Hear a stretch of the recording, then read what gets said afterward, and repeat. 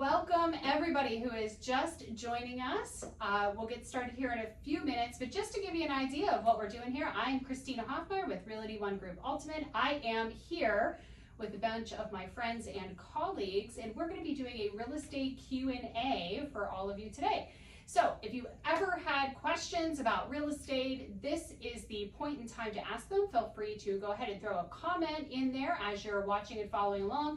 Jen here has a list she has compiled of the most commonly asked questions we get through our social media outlets, and I have some fine real estate individuals that are going to be answering those for us today, and we'll see where we land with these. So we'll get started here in just a few minutes, but while we do, let's go around the table and everybody can introduce themselves and what they do here at the brokerage. I'm Jen. I'm a transaction coordinator for our New Brighton office. I'm Mary Briancesco. I'm a real estate professional here at the Realty One Group, and I will be at the New Brighton office soon.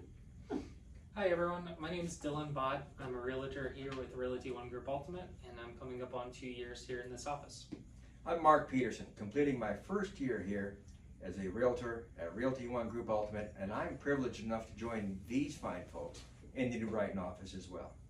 Awesome, awesome. Thanks for introducing yourselves. And to kick this off, I have a question. This was not a viewer question, but this is my question.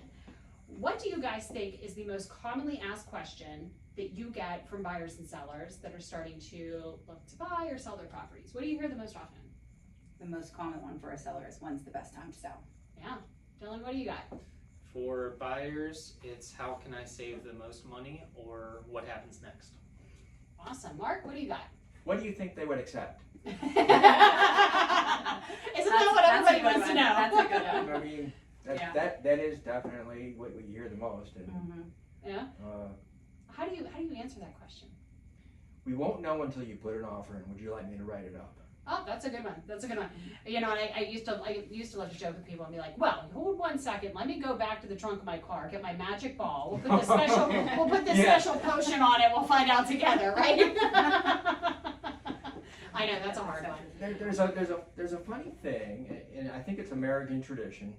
Maybe it started with the car business or whatever, that if something says it's priced at X, well, even if you think it's worth that there's a mindset that, well, I want to maybe offer a little bit less.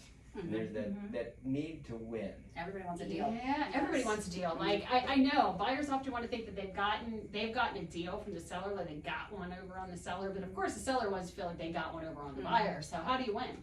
You know, how do both parties win? No matter what, most of the time they both feel like the other one got one over on them. You know? Oh, absolutely. You have to set that up, so almost to the point where I'll tell the buyer, look, let's go in and offer this, even though you would actually offer that, and we'll let him think he won. That's a good one. That's a good one. Perception is everything. Well, and everything. it does help get the negotiating rolling. Maybe I shouldn't have shared all those secrets. You know what I used to tell everybody? It's like, just put in your offer. The worst they're going to tell you is no. And in fact, they're not going to tell you no. They're going to tell me no. And they're not going to yell at you. True. They're likely going to yell at their agent, who's then going to yell at me. And all me and the other agents are going to do after work is go out and drink about it. So it's going to be fine. It's going to be fine. All right, well, let's get these questions started off. We'll leave it to you, Jen. What is our first question? And keep in mind, we've compiled these over the last couple months, and the questions that had the most instances of coming through our inbox are the ones that Jen has here. So there's no really rhyme or reason to them other than you guys submitted them. So go ahead. The first one, the biggest one, how's the market? Well, in Beaver County, believe it or not, median home sale price for June was $230,000. That's good. And so what does that mean? It's up 25% from May. And that's kind of interesting because you hear people saying, oh, the economy this, the economy that, and I'm not sure that the economy is strong or there's that much more money flowing around. But one thing that's true is housing inventory is actually down by about the same percentage. So as a factor of supply and demand, you have probably the same number of buyers trying to buy a more limited number of houses. So therefore, price is going to go up. So if anyone is hearing this out there, it's actually a very, very good time to list a house. Especially if you're in that sweet spot. Those ones you can't keep on the market. If it's move in, 160 to like 250, 260, it's gone. Yeah. Anything above that, it's taken a little more time, unless it's a steal. And anything under that, you know, it's as good as gone too for an investor type buyer. What are you seeing, Dylan? Actually, here in Elwood City, where our office is located, we've seen a switch in the market more recently over the last 3 months and over the last year, where depending on which metrics you use, it's kind of right in the middle of a seller's market or a buyer's market. So some of our listings are sitting on the market a little bit longer here in Elwood, which means our buyers have more of an opportunity than they maybe had last year. Yeah, no, I've seen that too. I've actually talked to a couple of my clients about it because the days on market have extended, but it seems to be happening right in, you know, that Elwood City, Shenango, North Swickley. They are getting a little bit more, you know. And sometimes I wonder if that has a lot to do with market shifts or just our buyer pool, because you know our buyer pool goes up and down too for no rhyme or reason. Like right now, Beaver Falls houses are flying off the shelves like hotcakes. I mean, like, what is it? They're right next door. You know, they're right next door to each other. So it often makes me wonder, like, and I know we have lots of data and matrix and stuff like that that happen on a national level, but just kind of human nature, how much that has to play with some of the market conditions. So, where do you think the, since we were talking about Beaver County, what are we seeing as the strongest city right now? Just in you guys' opinion, this has no data behind it or anything unless they have something off the top of their head, but where are you kind of seeing personally your strongest cities right now? I mean, New Brighton is, you can't keep anything on the market over there. I called my friend who recently listed one down the street from me and I said, just so you know, my buyer can't get approved fast enough, but that thing's gonna go to multiple offers. And that night at 6 o'clock, he listed it multiple offers, so. What are you guys seeing, anything? Well, I think depending on how you, what scale you're looking at, there are places that, I mean, even in Aliquippa, and I know that sounded odd for me to say it that way, and it's, you know, a weird compliment of sorts, but I mean, you look at the hot sheets every day, there are houses selling in Aliquippa that a few years ago you would have thought you couldn't have given them away, and they're getting decent money. Yeah, But there's I think really a there's- switch going on there. They're priced very aggressively, very attractively for first-time buyers, and there's lots of them. So there's lots of activity there for a different reason. And of course, Beaver and Center Township have the most high-end, the more pricier homes. I'm sure their average price per sale is much higher there. So for those reasons, but I would agree with Mary, and that's my hometown as well, New Brighton. It's the center of the universe, and all these New Brighton agents that we have, I wonder why. I wonder why we decided to open office there. I'm just saying. No, it just goes back to tell you that, you know, the sweet spot for pricing, no matter really what city it's in, if it's a good move-in condition home. I just sold one out there in Newcastle, an agent here, and myself, and it sold. I mean, it's gone because it's move-in and it's at a good price. That's affordable for your average buyer. Yeah, I think first-time home buyers are coming back. They got scared off there when we had, you know, the influx right after COVID. It scared them off, but we're seeing them start to come back. So that's a sign of a healthy market. Very much so. What else we got on the list? Buyers or sellers questions first. Buyers. Preference? Buyers? Yeah. All right, these are from our viewers. How long does it take to close on a home, on average? About 40 to 60 days, depending on the vehicle they are using to purchase the home.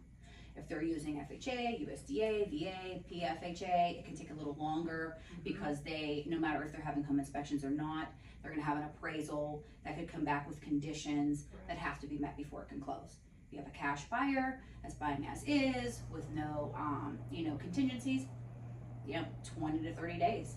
Nice. Very Especially now that it's summertime, the title companies are busier. So I have noticed it's normally taking about a week longer to close. that's a good point. I hadn't thought about it. It takes longer to get the work done. good. Correct. Yeah. You Same know, amount of people doing more work. The bottom line is it varies, and it varies according to two things. The amount of inspections and due diligence, for lack of a better word, ordered by a bank, which is required, or opted for by the consumer or the buyer.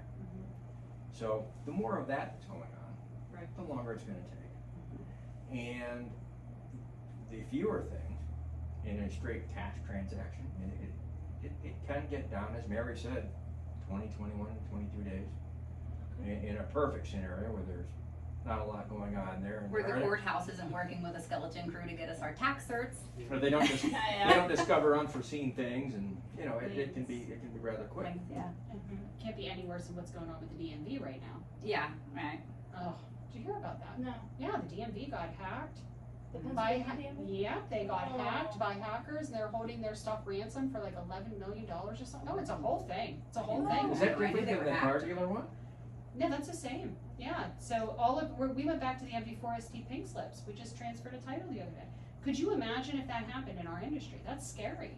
Very That is super scary that something like that can happen. It's just hitting each and every little thing though. How long ago was it? Was it T-Mobile, AT&T or something that was Yes, hacked? it was It's the just, they're cell kinda phones. like touching every little spot to see. Mhm. every industry. Uh-huh. They're attacking. Yeah. Somewhat apart. All right. What happens during a home inspection? Dylan? So, especially for a first-time home buyer, they don't really know what to expect during a home inspection. A lot of times they have the mindset that it's going to be the same as their car inspection, where you bring it in and it's just like a pass or a fail. So I like showing Yeah, them right. an example from my house and my home inspection, and it's like, okay, he's going to take pictures, or she are going to take pictures of everything that they find, and then they're going to list it for us here by order of importance. Excellent good. answer. Mhm. That's a very good That's answer. a great answer. I think sometimes we do need to explain a little bit more in depth that there is a difference between new houses and, resale houses. So resale houses are the same as buying a used car. Brand new construction, it should be the same as buying a car that is brand new off the dealership lot. There's, there's always gonna be something wrong. And I tell you what, even new construction homes, Mhm. I have never had a clean home inspection where nothing has been wrong. I had one time. It was a manufactured home that was brand new, that was just set on the foundation, was being sold. It had one faulty GFCI in the laundry room. It was like the best inspection ever, Final inspection. ever, even over like stick-built construction. One faulty GFCI. So, I mean, I've never had a perfect one. Has anybody And I had tell one? my buyers that. I'm like, listen, you're paying this guy, $400 to $600 to find something. Yeah. If he comes back to you with a clean report, we're gonna celebrate, but you're like, I just paid for, so they'll What a find a waste, latch yeah. on a window and they will write that down. Well, I think and the home inspection there's actually there's two purposes for it. So it can serve as a contingency, and in many cases it's elected that way in the buyer's offer, where based on the findings of the home inspection, they might say this needs to be fixed or that needs to be fixed before we can move forward with the deal, or we need X amount of dollars off the sale price or seller assist or something to account for the fact that there's peeling paint or there's, the plumbing doesn't work or something. But, and that's actually more a function of negotiating, Mhm. but I think the real value of the home inspection, and this gets overlooked at times, it's a complete snapshot of the house. So Yeah. you're paying this money and you're gonna get a very nice, and the people we use are wonderful.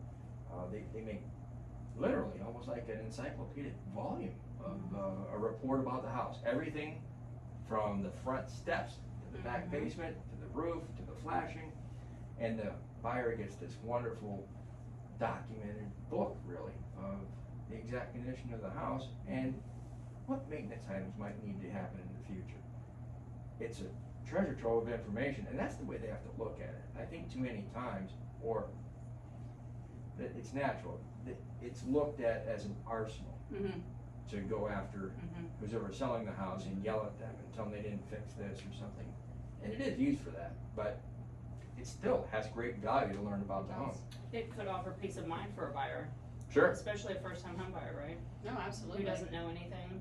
Or even a seller that has to still live in the house for an additional 4 to 5 weeks, and they're like, whoa, I didn't know that pipe was leaking, I better get down there and fix it. Yeah. Because they may not know Potential themselves. problems, unbeknownst to them. Awesome. Very good. Can I ask a seller to make repairs if there are issues with the home inspection? I think Mark just touched on this a little bit. Of course you can. I mean, you can always ask for anything, but that turns into part of the process of arriving at yes. So the buyer can say, well, turns out there's this or that, or there's a outlet by the kitchen sink that needs to be changed over to GFCI. And I need for you to fix that before my bank won't let me close. Sometimes that is true. They have to, somebody has to fix that. Right. So a lot of times with newer buyers or first time buyers, that does come down to the seller having to foot the bill for that. And there was a transaction I was involved with in the area back in May, where it came down to the home inspection discovered that the foundation was caving in. Just a minor problem like that. Minor details. And you know, I sort of thought, oh, well, that's gonna this deal with the dead in the water. But it turns out the seller was very interested in selling the house and hired a company and spent thousands of dollars to get I-beam pillars and French drains and things like that put in the basement and fixed the whole problem. Wow. For the buyers who you know, didn't have, all the money they had was going into down payments and closing costs. So it depends on motivation. Yeah.